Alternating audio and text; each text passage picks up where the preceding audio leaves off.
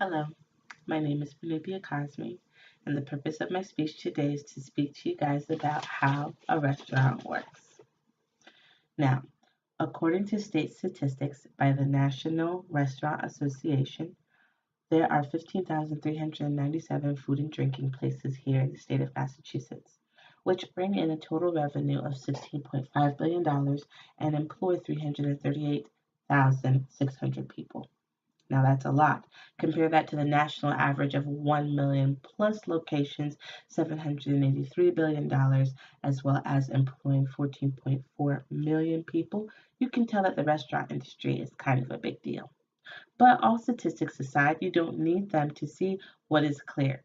People love to eat. Whether it's fine dining or a food truck convention, people are gathered there lined up to set their taste buds on a new adventure. Eating is like entertainment. You can have a conversation over dinner, you can go for a first date, anything. Eating is just a very big common ground for people.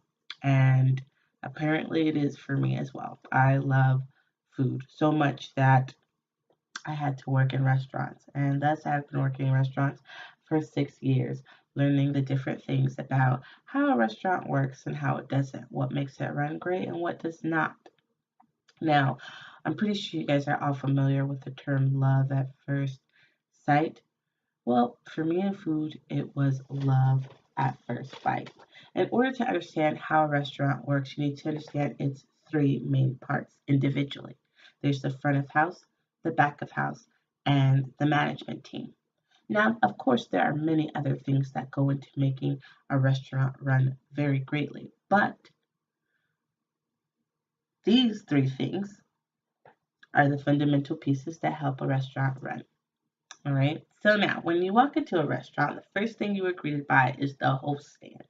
This is where the person asks you how many people are going to be sitting and where would you like to sit if they're so kind, and if there's a wait, how long the wait is, as well as where, if there's no wait, what table you can go to. This person is considered your first experience, your first introduction to the restaurant. Based off of your reception at the host stand, the rest of your evening goes. So if you had a horrible host, you already have a negative idea of this restaurant, so you go in with a negative vibe. If you have a great host, you have a great outlook on this restaurant, so you go in with a great vibe. This is very fundamental. Now, when you walk in, you may just think, that's the lady at the desk. But this lady at the desk or this man at the desk has a very, very, very important job. They give you your first impression of the restaurant, and they set whether you're going to stay here and eat and have a great time or not. Now, part of front of the house as well is the servers and the waitresses. Now, let me just have a really big disclosure. I hope that after this speech, you will understand that it is not always your waitress's fault and you might tip them anyway, even if you've had a bad time. Now, your waitress and server are the people who are kind of like your second impression. They have the chance to remedy the first impression. Now they come, they ask you about your day, what you'd like to drink. That's their job. They're just here to get you talking, to see what you're here for. Are you here to have fun? Are you here because you broke up with your boyfriend? Are you here to celebrate a promotion? These are the things that they figure out while talking to you. And because they're conversating with you and they're learning about you, they can serve you a lot better.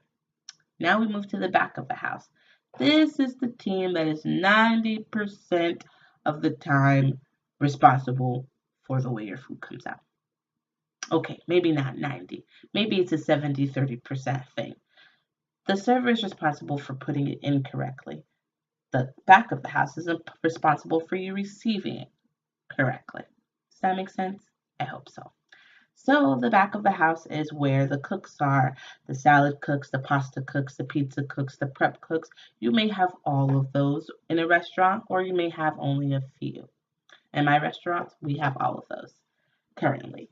So these are the people that are in charge of the food. They are very important because they are in charge of the customer safety. They're that third impression that the customer doesn't really think about. If the food gets contaminated in any way, the back of the house is responsible for that. So they have a really big responsibility to the customer in ensuring that the restaurant works. This is the third impression, the food, what you came for. When you taste it as a customer, is it good? Is it what you were thinking it was going to be? Is it better than what you thought? Is it less than what you thought of? This is what you think of when you eat food, and this is what allows you to decipher whether you're having a good experience or not at this restaurant. Now, after the back of house is the management team. They're your fourth impression. Now, as a customer, you don't really think of the back of the house as an impression, but they are. So you may think of the manager as your third impression. They're the ones that kind of smooth everything over. If you were having a great time, they make that time even greater by coming over to your table and interacting with you. If you were having not so great of a time, either the hostess was horrible, your waiter or waitress doesn't understand you, or the food came out horrible, they are here to remedy that, and they are the last saving face of your impression at that particular restaurant. And this is how a restaurant works. Now, it's a lot to take in at once, but I hope you guys understood. And see you later.